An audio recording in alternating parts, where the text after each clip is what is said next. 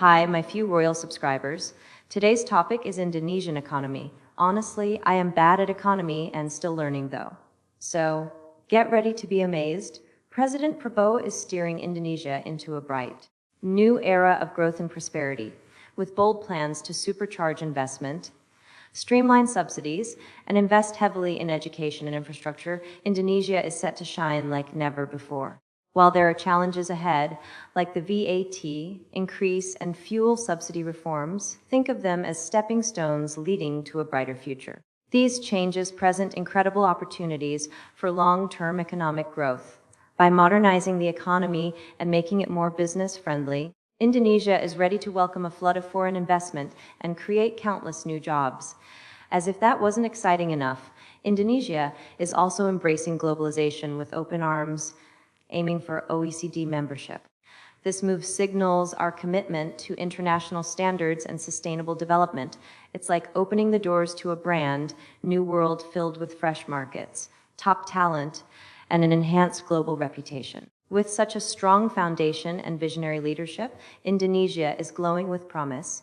And for you, whether you're an investor, entrepreneur, or simply someone who loves Indonesia, this means the future is brimming with possibilities. So, let's embrace this journey together and watch as Indonesia soars to unprecedented heights. Always stay safe. Welcome back to the Deep Dive. We're going deep on a topic. I know you're already pretty familiar with the Indonesian economy. Specifically, we're looking at what things look like after President Subianto's new cabinet appointments. And because you already know the basics here, we've dug deep into some English and Indonesian reports to pull out some insights and connections you might not have caught. Yeah, and one of the things that's fascinating is we're seeing this really bold move to prioritize human capital right out of the gate. Like that record US $5.21 billion education budget and the 100% salary increase for public school teachers. I mean, that's not just a line item, it's a statement. It's definitely eye-catching. I mean, think about the signal this sends to investors, to the Indonesian people themselves. It's like saying, we're betting on our future, and that future is education. But then you dive into the details, and you see this CNA report highlighting concerns about funding these programs. Right, and that's where it gets interesting, because it's not just about education. This free meal initiative aiming to benefit almost 83 million people by 2027, it's huge. It's incredible. And when you look at the cost per meal, the focus on the nutritional standards they're setting, the sheer logistics of 30,000 food kitchens, it makes you wonder, can they really pull this off? It's a tough question. You have to consider the downsides alongside the ambition. Will they need to cut elsewhere? Will taxes go up? And how will they ensure these programs are actually reaching those who need them most?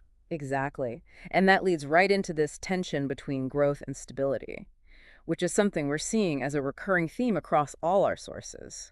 Prabowo set this bold 8% growth target. And from the BNR News report, we know some analysts are excited about this, and some are much more cautious. Historically, Indonesia has had periods of rapid growth, but they haven't always been sustainable. You have to consider the risks: inflation, debt accumulation, potentially even social unrest if the benefits of that growth aren't distributed equitably. And that's where the reappointment of Sri Mulyani as finance minister becomes really key. I mean, she has this reputation for fiscal discipline, for keeping things in check. It's a strategic move for sure. Her presence seems to have calmed some market jitters, signaling that maybe this isn't just about spending big, but spending smart, about balancing ambition with financial responsibility. So we've got this internal balancing act going on. But then on top of that, we layer on the external factors. Prabowo has been actively seeking foreign investment. And the BNR News article points to some successes in China and the US. But then we also have cases like Apple, struggling to sell the iPhone 16 because of local content requirements. That Straits Times article really highlights the challenges there. Balancing national interests with global market forces. You want to attract foreign companies, but you also want to nurture your own domestic industries. And sometimes those goals clash. It's a tough line to walk. So how do you see this playing out? Can Indonesia really become a major player on the global stage while also protecting its own businesses? It's going to require some careful strategy. Attracting foreign investment isn't just about offering tax breaks. It's about creating a stable and predictable regulatory environment, investing in infrastructure, and developing a skilled workforce. And let's not forget about the elephant in the room, this massive new cabinet structure 48 ministries, over 100 ministers and deputies, as highlighted in the Asia House report. On one hand, you could argue that this allows for specialized expertise, but That also raises some concerns about bureaucracy, about coordination challenges, potentially even conflicting priorities between all these different ministries. It's a gamble, and we'll have to see how it pays off. speaking of gambles, let's talk about downstreaming, because this seems to be a core part of Prabowo's economic strategy, as outlined in that Benar News article. This idea of processing raw materials domestically, instead of just exporting them raw. The ban on raw nickel exports is a good example. So instead of just shipping out the raw nickel, they're forcing companies to build smelters and refineries in Indonesia. Which, in theory, creates jobs, boosts local economies, and increases the value of the exports. Exactly. But then we have to look at the Indonesian language source. The Laporan Analisis Wang Beredar Posisi October 2024.pdf document. This data gives us a real-time snapshot of what's happening with Indonesia's economic indicators.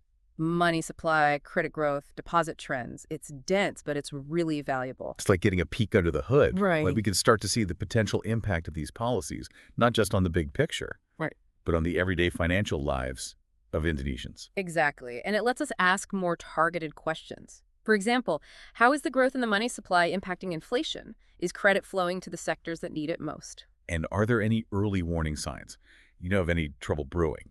This data is like a puzzle piece. Yeah. And when you combine it with the other reports, we can start to see a more complete picture. It's not just about celebrating the successes, but also being vigilant about the potential downsides. And one of the things that several of our sources flag is the environmental impact of all this downstreaming. Right. You can't just ramp up industrialization without considering the consequences.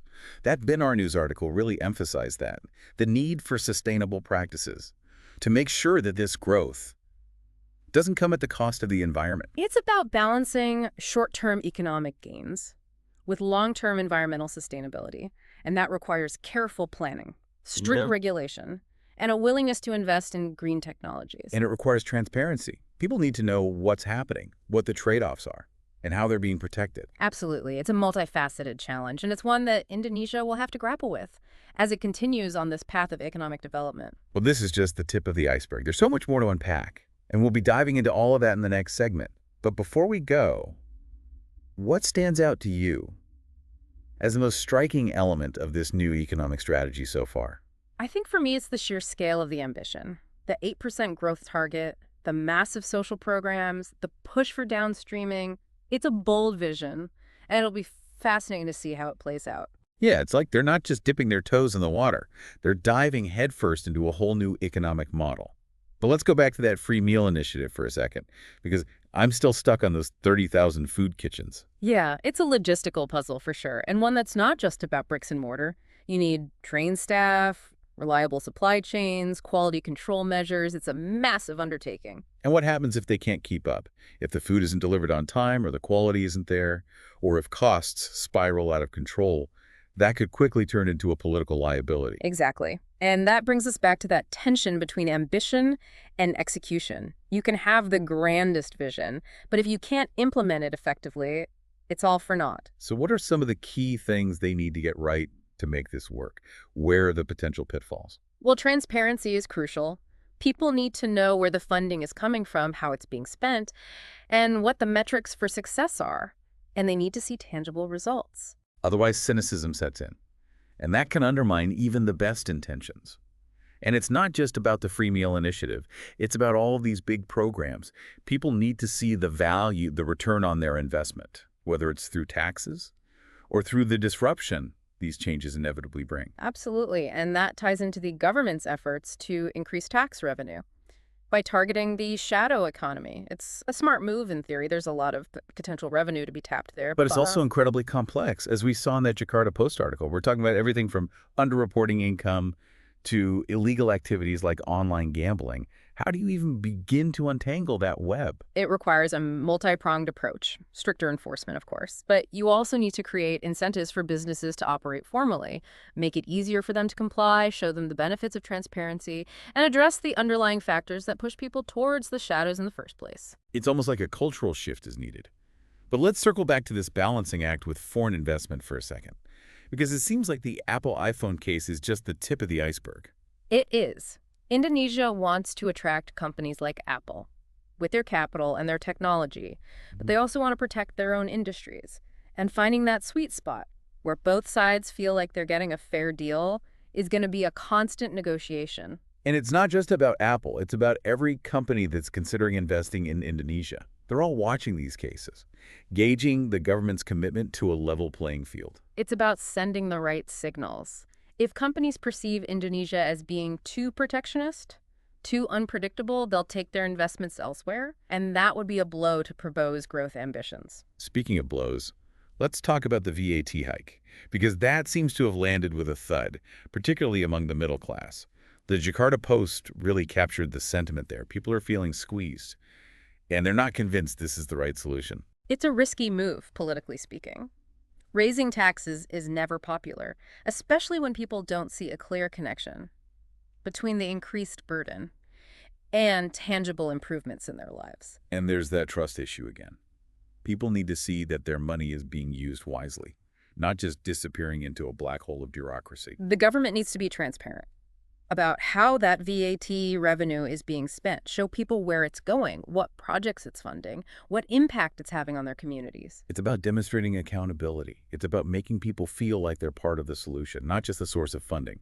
But let's shift gears for a moment and talk about this national car ambition, because that one really caught my attention. It feels very nostalgic almost. It does have a whiff of the past, doesn't it? Indonesia has had a few attempts at creating a national car brand, with varying degrees of success. And in today's globalized auto market, it seems like such an uphill battle. You've got these established giants with massive economies of scale, and then you've got the electric vehicle revolution throwing another wrench into the works. It's a bold ambition, and it will require significant investment, not just in manufacturing, but in research and development, in design, in marketing. And it raises the question, is this really the best use of resources? Could those funds be better allocated to other sectors, like education or healthcare or infrastructure?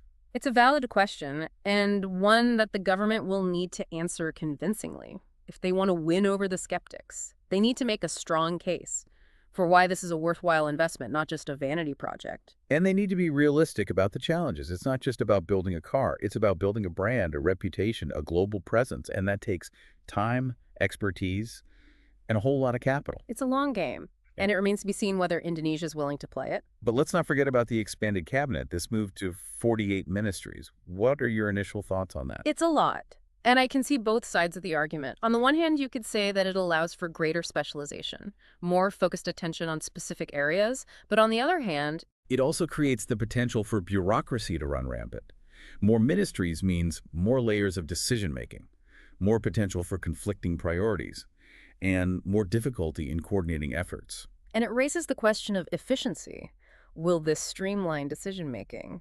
Or just create more red tape? I guess we'll have to wait and see how it plays out in practice. It's another one of those wait-and-see moments in this new era of Indonesian economics. But we're running out of time for this segment. Before we move on, is there anything else that's particularly piqued your interest in these reports? You know, honestly, it's that fuel subsidy scheme, this hybrid model combining subsidized goods with direct cash transfers.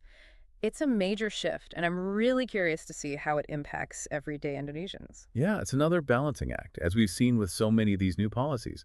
The goal is to try and make the system more efficient, make sure that those subsidies are going to the people who need them most. But there's always that concern about those potential unintended consequences. The Jakarta Post article highlighted worries from public transportation operators and small businesses. If fuel prices go up, it's going to impact their bottom line, and that could trickle down to consumers. And then there's the even bigger question of Indonesia's long-term energy strategy. Fuel subsidies can be helpful in the short term, but they can also discourage investment in renewable energy sources and make it harder to transition to a more sustainable model. So it's like they're trying to solve today's problem while also setting things up for the future. But with so many moving parts, it's hard to tell how it'll all play out. That's the theme we keep coming back to, isn't it? This whole Indonesian economic experiment, full of bold moves, calculated risks, and potential pitfalls. It's a fascinating case study in how a nation tries to navigate a rapidly changing global landscape, while also addressing its own unique challenges. It really is. We've covered a lot of ground today, from education and social welfare to downstreaming and foreign investment, from the shadow economy to fuel subsidies, and even that national car dream. And through it all, we see this constant tension between ambition and pragmatism, between national interests and global pressures. What's striking is that there aren't any easy answers. Every decision comes with trade-offs. Every policy has winners and losers. It's about finding the best path forward and knowing that there will be bumps in the road. And being open to changing course if something's not working. Have the humility to adjust, adapt, learn from the experience. That's how real progress happens. Absolutely. This isn't a static picture. It's an ongoing process. And we'll be watching to see how it unfolds, how the Indonesian people respond, and what lessons other nations can learn as they face similar challenges. Well said. And on that note, we've reached the end of our deep dive into the Indonesian economy after those new cabinet appointments. We hope this has given you some food for thought, some new insights to consider, and maybe even a little healthy skepticism to balance out all that optimism. Remember, the best way to really understand something this complex is to look at it from all angles. Challenge what you think you know. And keep asking questions. Exactly. Don't just take our word for it.